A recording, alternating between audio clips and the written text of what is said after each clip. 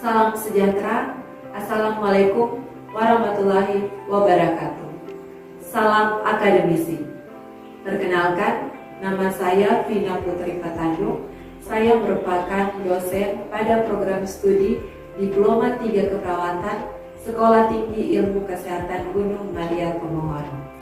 Pada kesempatan ini, saya akan menjelaskan salah satu mata kuliah yang saya ampu, yaitu mata kuliah Keperawatan Medikal Bedah 2. Mata kuliah ini diperoleh di semester 4 dengan bobot SKS sebesar 4 SKS yang terdiri dari 3 SKS teori dan 1 SKS praktik.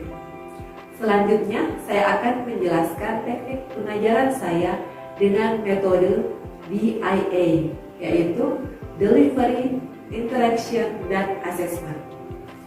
Namun sebelumnya, saya akan menjelaskan terlebih dahulu deskripsi singkat dari mata kuliah ini, kemampuan yang diharapkan atau capaian dari mata kuliah ini, dan materi pembelajarannya.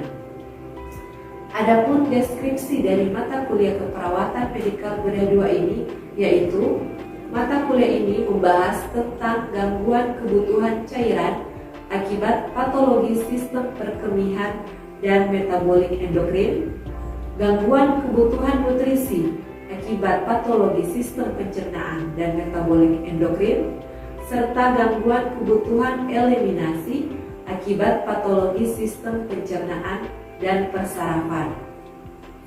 Kemampuan yang diharapkan atau capaian mata kuliah ini yaitu: yang pertama, mahasiswa mampu memahami dan melakukan anamnesa gangguan kebutuhan cairan pada pasien dengan gangguan sistem perkemihan dan endokrin.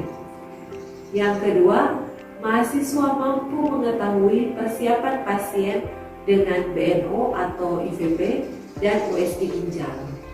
Yang ketiga, mahasiswa mampu mengetahui pemeriksaan fisik pada pasien dengan dehidrasi, overload cairan atau edema, dan kurang mineral. Yang keempat, mahasiswa mampu memahami dan mampu menyusun masalah perawatan terkait gangguan kebutuhan cairan pada pasien dengan pyelonefritis, glomerulonefritis, nefrotik sindrom, batu saluran kemih, gagal ginjal, dan diabetes insipidus, serta melaksanakan evaluasi kebutuhan cairan dan elektrolit. Yang kelima, mahasiswa mampu mempraktekkan tindakan keperawatan secara prosedural berupa merawat infus, merawat kateter, melaksanakan bladder training, memberikan obat sesuai program terapi. Yang keenam, mahasiswa mampu memahami dan melakukan anamnesa gangguan kebutuhan nutrisi pada pasien dengan gangguan sistem pencernaan dan endokrin. Yang ketujuh, mahasiswa mampu mengetahui persiapan pasien dengan barium atau barium edema, USG abdomen, dan endoskopi. Yang kedelapan, mahasiswa mampu mengetahui pemeriksaan fisik pada kondisi saluran pencernaan, bentuk abdomen, kesulitan mengunyah dan menelan, serta bisi khusus.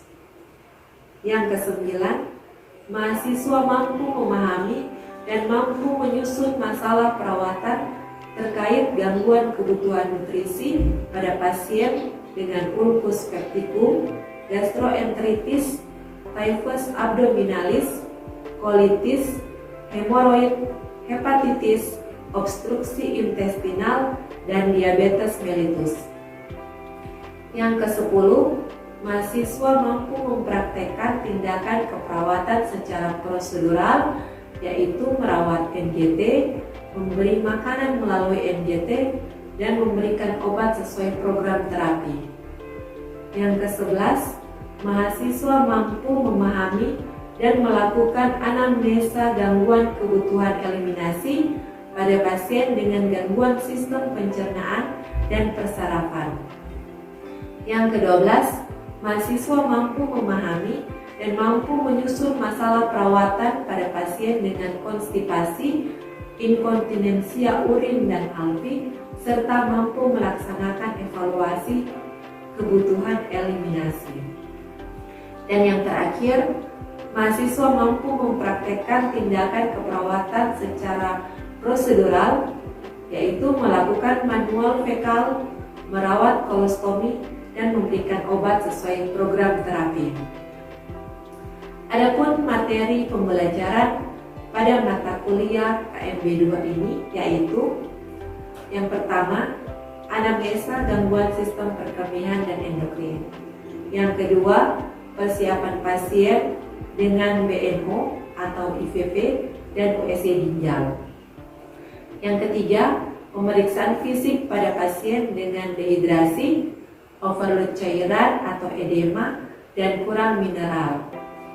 Yang keempat, masalah perawatan terkait gangguan kebutuhan cairan pada pasien dengan pyelonefritis, glomerulonefritis, nefrotik sindrom, batu saluran kemih, gagal ginjal, dan diabetes insipidus.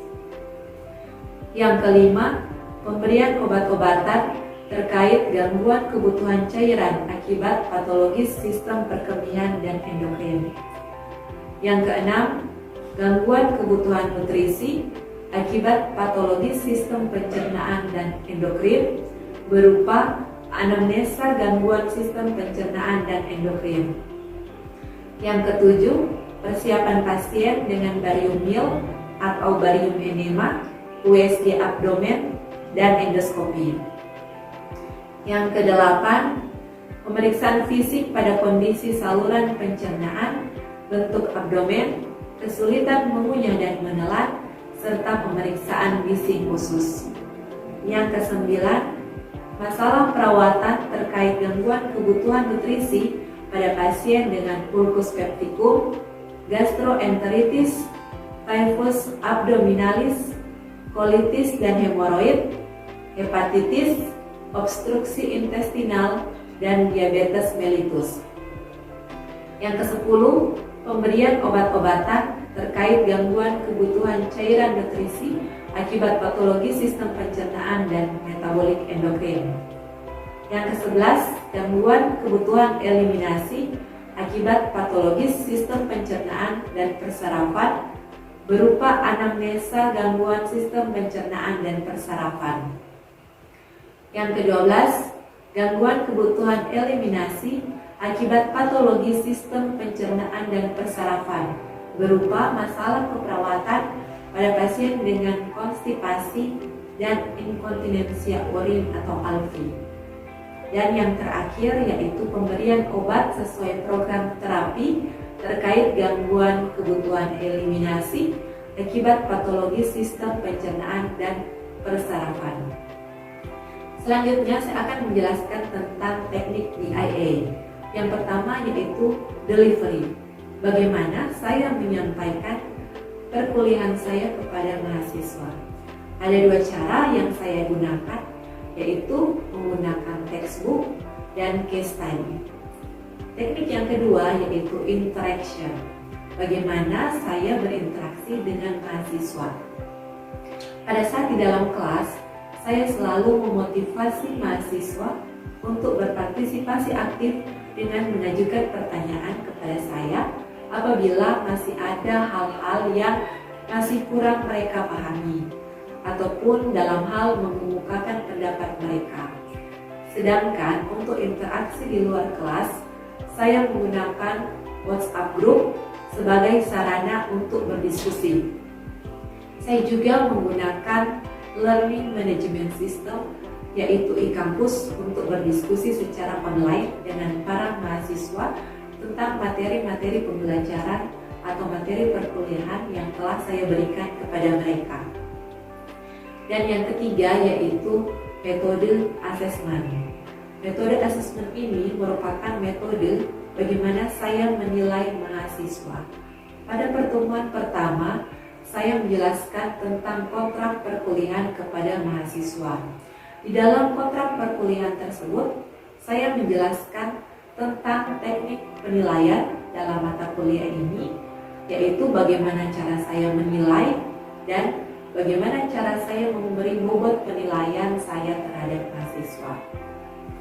Sistem penilaian yang saya gunakan terdiri dari 6 poin, yang terdiri dari kuis, presentasi, kehadiran, tugas, ujian tengah semester, dan ujian akhir semester.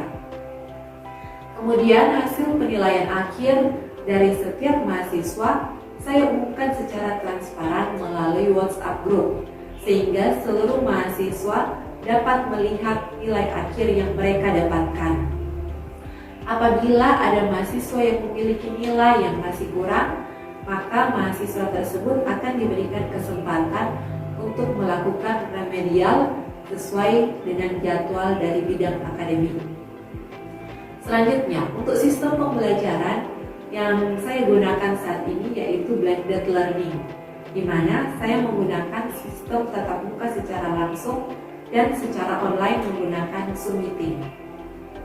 Untuk learning management system yang digunakan yaitu e-kampus, di mana presensi, tugas-tugas mahasiswa, dan materi perkuliahan saya masukkan dalam sistem e-kampus tersebut.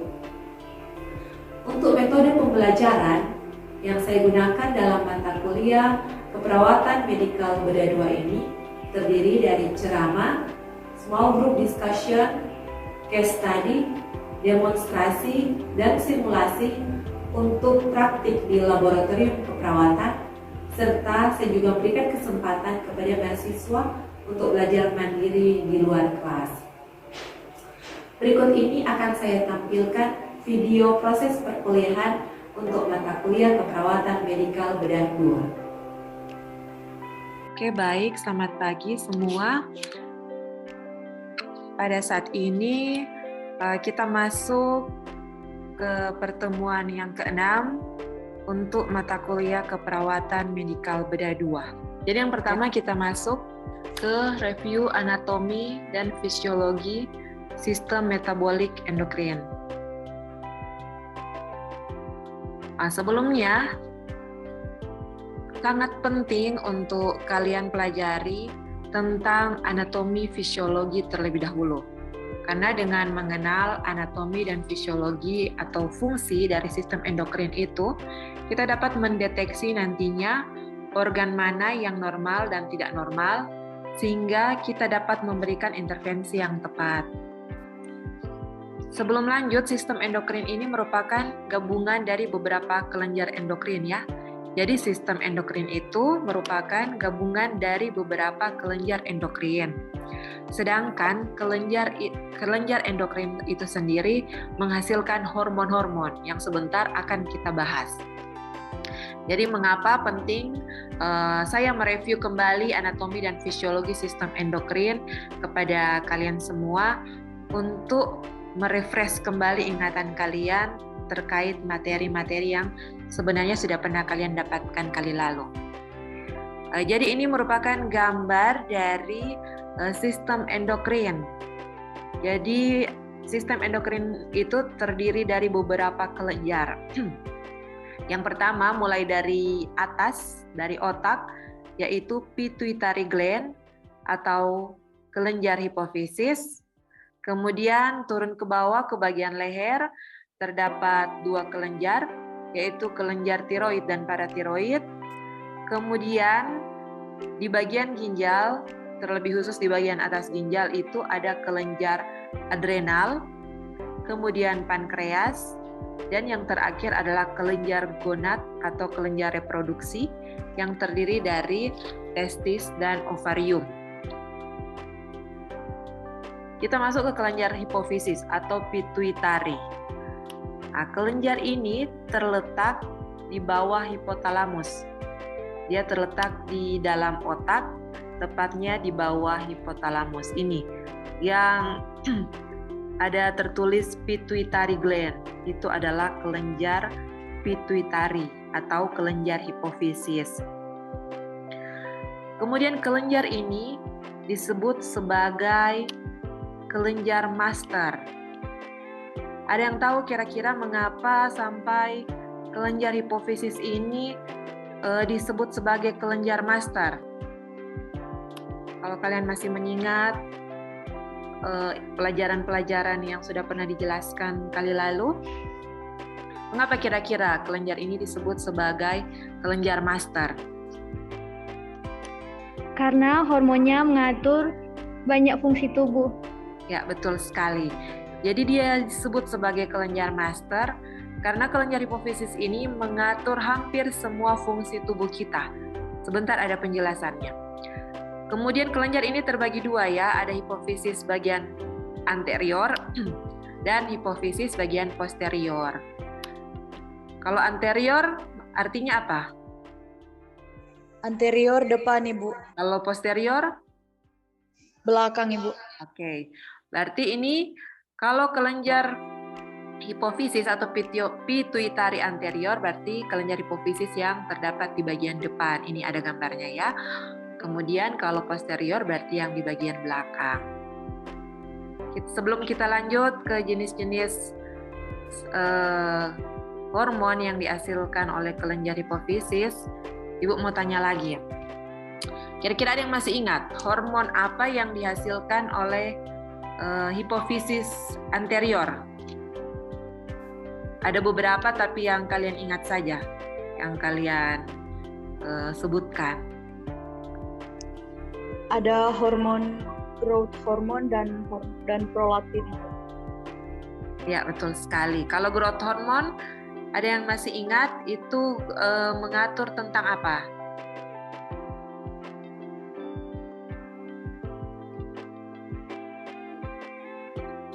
Hormon yang merangsang pertumbuhan tubuh, Ibu. Oke, betul sekali Hesti. Kalau prolaktin?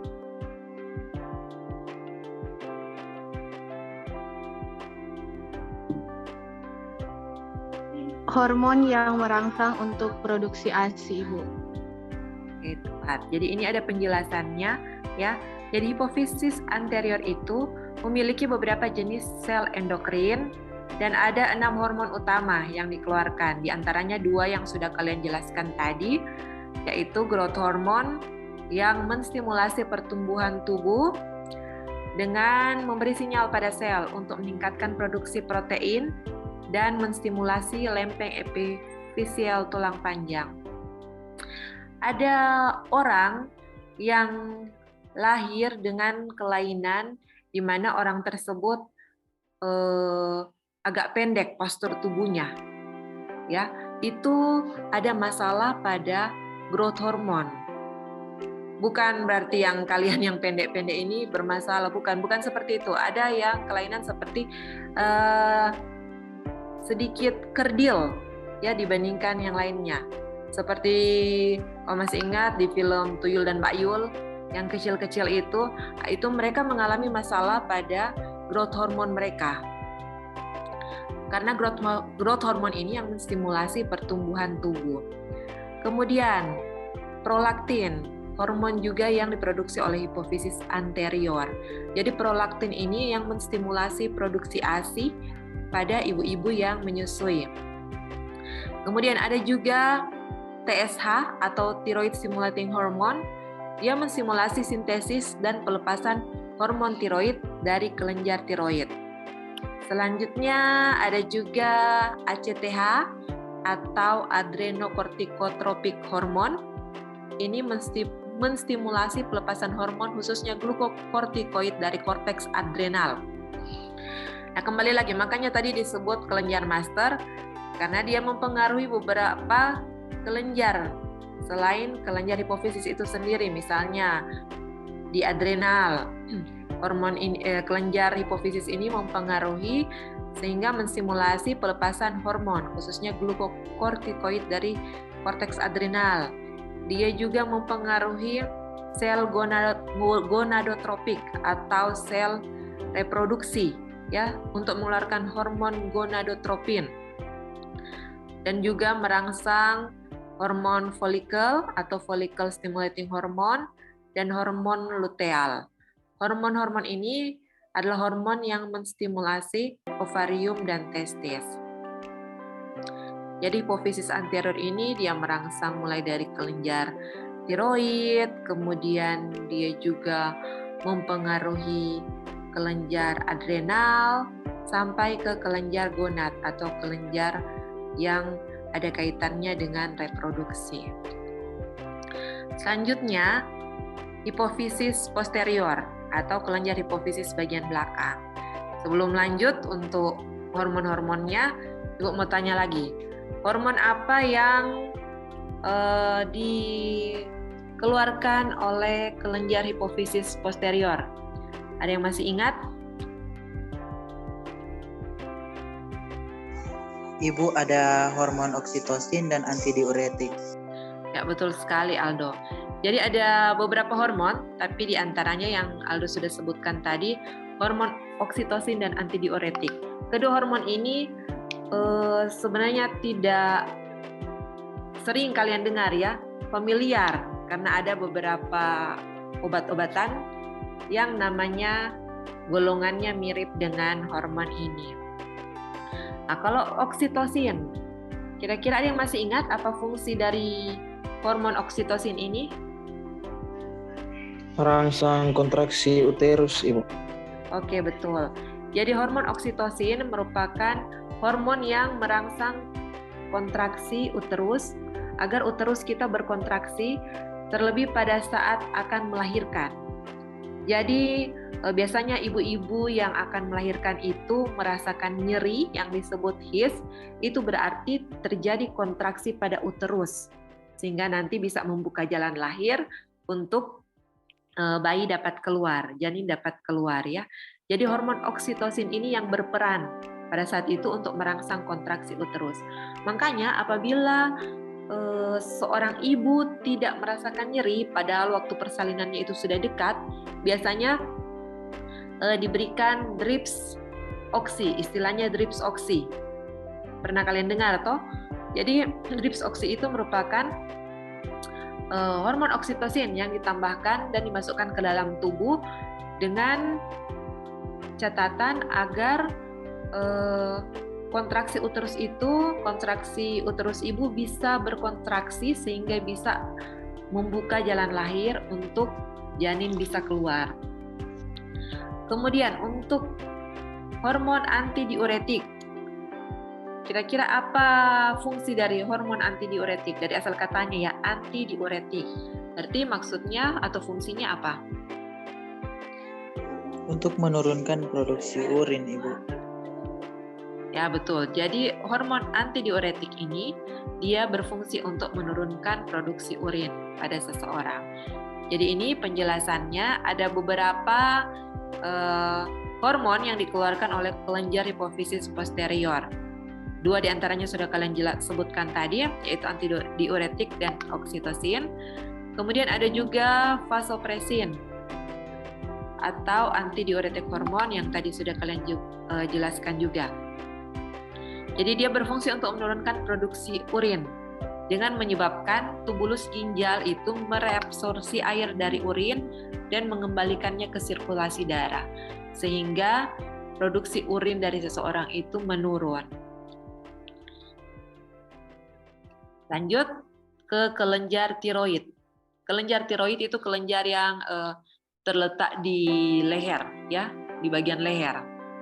Jadi di bagian leher itu ada dua kelenjar tiroid dan kelenjar paratiroid. Terletak di anterior atas trakea, tepat di bawah laring, kemudian memproduksi hormon tiroid, ada T3 dan T4 istilahnya, tiroksin dan tridotironin. Kemudian peran utamanya hormon ini yaitu meningkatkan metabolisme. Kelenjar tiroid juga mengeluarkan hormon kalsitonin. Jadi dari asal katanya ya, kalsitonin berarti ada kaitannya dengan kalsium. Jadi hormon kalsitonin ini mengurangi kadar kalsium yang berlebihan dalam darah dengan memperlambat aktivitas pelepasan kalsium dari sel-sel tulang. Jadi kalau kadar kalsium dalam darah kita tinggi, maka kelenjar tiroid akan mengeluarkan ini hormon kalsitonin untuk memperlambat aktivitas pelepasan kalsium dari sel-sel tulang, sehingga kadar kalsium dalam darah itu tidak melonjak terlalu tinggi, ya. Dia mengurangi kadar kalsium yang berlebihan dalam darah. Kemudian kelenjar paratiroid, ini ada gambarnya, ya. Ini kelenjar tiroid yang besar ini, yang lebih besar, kemudian kelenjar paratiroid atau paratiroid gland ini yang ada titik-titik merah ini. Berjumlah 4 atau 6 tertanam pada permukaan posterior lobus kelenjar tiroid. Jadi kelenjar paratiroid ini tertanam pada kelenjar tiroid. Ya. Kelenjar paratiroid ini mengeluarkan hormon yang disebut paratiroid hormon. Jadi sama seperti nama kelenjarnya, paratiroid hormon atau parathormon. Jadi fungsinya mengendalikan metabolisme fosfat dengan meningkatkan ekskresi fosfat ginjal dalam urin dan menurunkan ekskresi kalsium dan meningkatkan reabsorpsi tulang yang menyebabkan pelepasan kalsium dari tulang. Kemudian kita masuk ke kelenjar adrenal.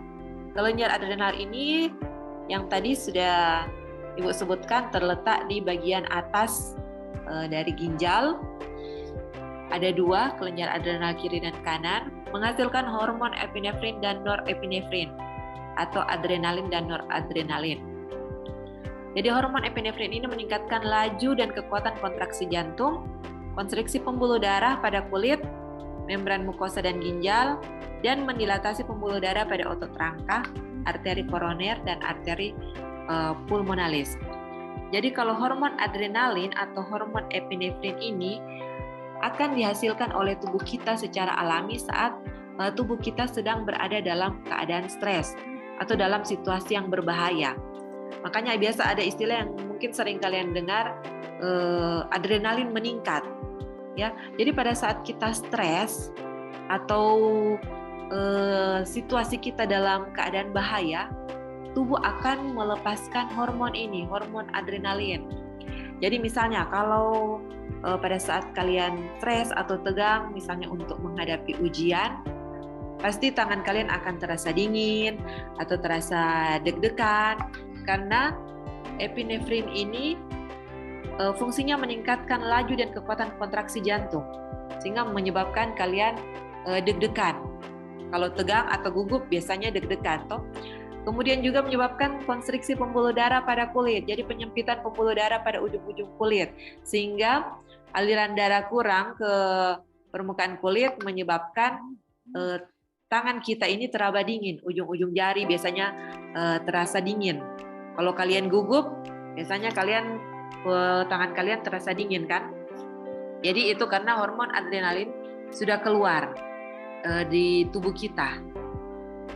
Jadi kalau kita juga takut, cemas, biasanya meningkatkan laju dan kekuatan kontraksi jantung. Kita seperti deg-degan atau tangan kita teraba dingin atau gemetaran. Itu semua karena hormon adrenalin dikeluarkan oleh tubuh kita. Kemudian ini gambarnya, ini hormon kelenjar adrenal terletak di bagian atas ginjal ya.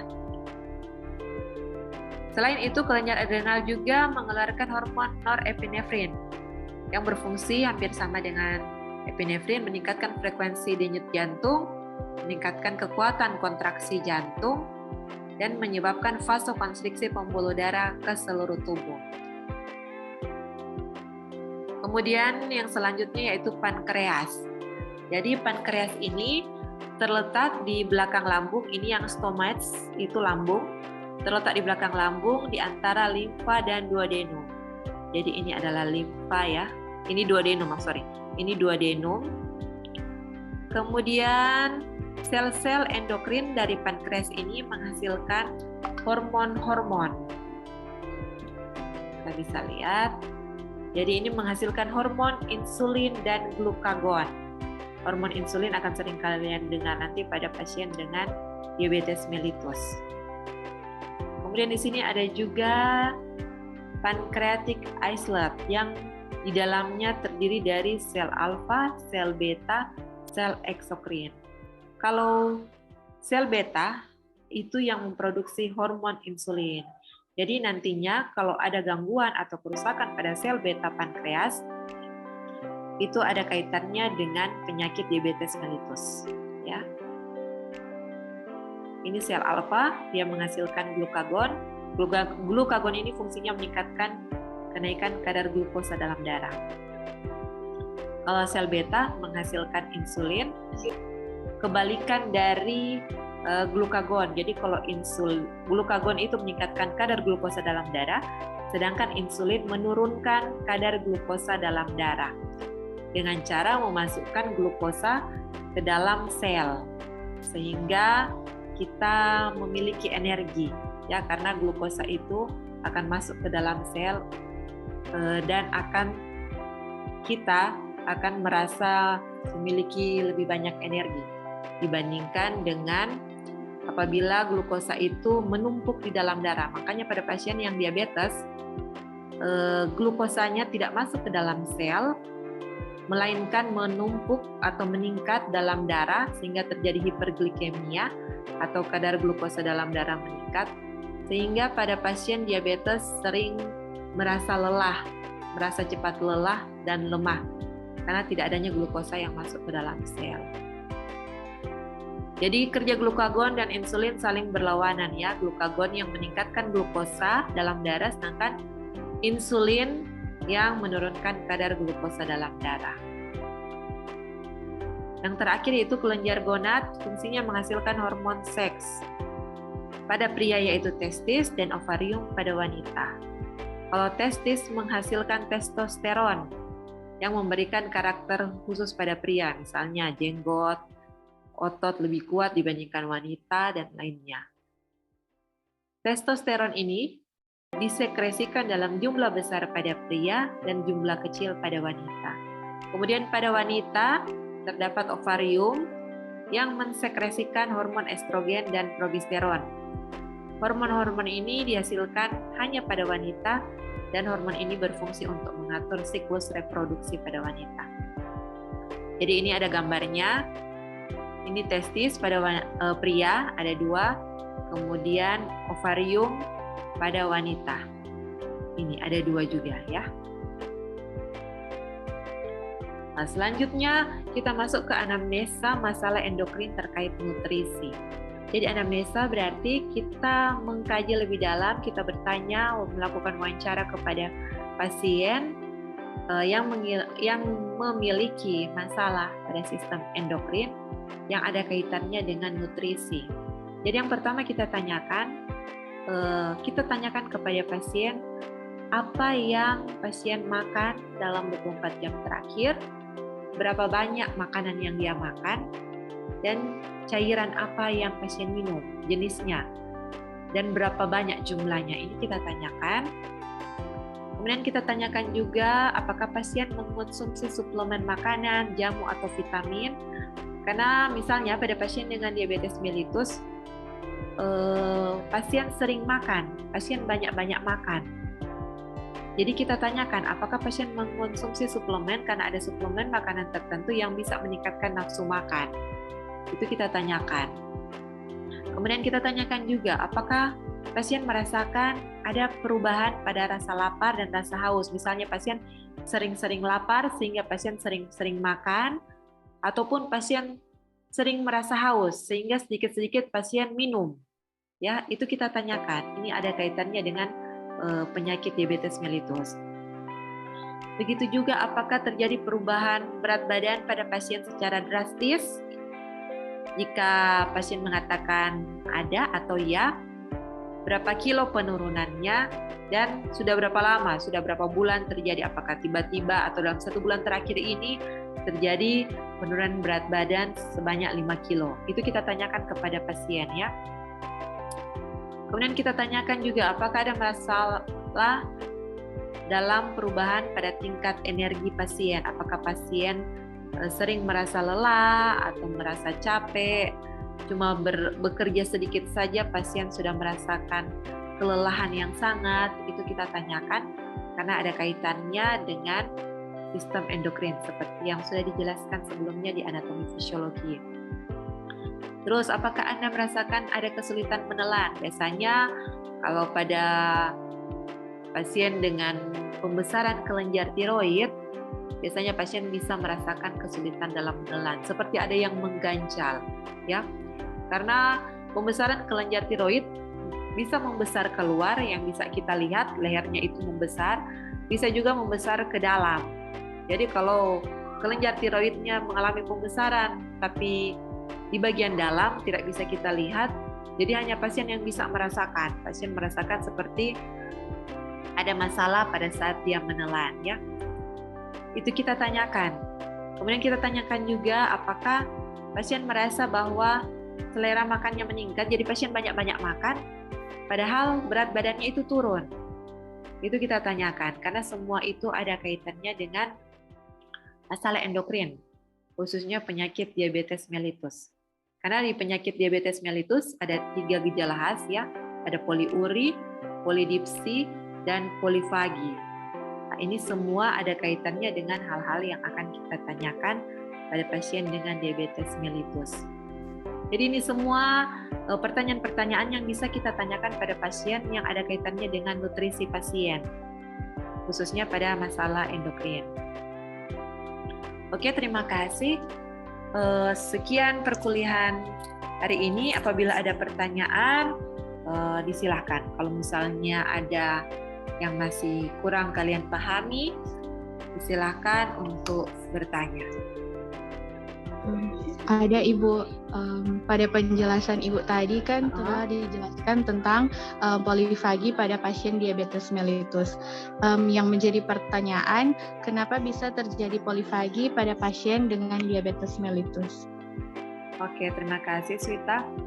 Jadi yang Ibu jelaskan tadi ada 3 ya gejala khas kalau pasien diabetes, poliuri, polifagi, polidipsi. Salah satunya yaitu polifagi.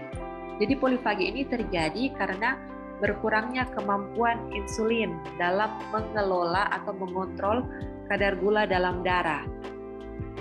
Jadi kalau insulin kemampuannya berkurang atau biasa istilahnya terjadi retensi insulin, di mana fungsi hormon insulin tadi yaitu untuk menurunkan kadar glukosa dalam darah atau fungsinya untuk memasukkan glukosa ke dalam sel, ya. Jadi kalau insulin kurang atau terjadi resistensi insulin, glukosa ini tidak bisa masuk ke dalam sel. Sehingga sel ini mengalami starvasi seluler atau mengalami kelaparan sel. Sehingga pasien akan juga sering merasakan rasa lapar yang berlebihan apabila gula tidak masuk ke dalam sel. Itu juga ada kaitannya dengan terjadinya penurunan berat badan. Kalau penurunan berat badan itu terjadi karena tubuh kita memecah cadangan energi lain dalam tubuh, misalnya lemak, sehingga terjadi penurunan berat badan pada pasien dengan diabetes mellitus. Ya, oke, masih ada lagi yang mau bertanya? Kalau tidak ada, kita akhiri perkuliahan kita pada pagi hari ini. Terima kasih atas perhatiannya dan tetap semangat terus dalam belajar ya. Terima kasih, selamat pagi. Demikian video singkat dari saya untuk bidang pengajaran, khususnya untuk mata kuliah keperawatan medikal bedah 2 ini. Atas perhatiannya saya sampaikan terima kasih. Semoga dosen Indonesia semakin maju dalam mengaplikasikan Tridharma perguruan tinggi sesuai dengan perkembangan zaman saat ini. Saya Vina Putri Patandung, pamit undur diri.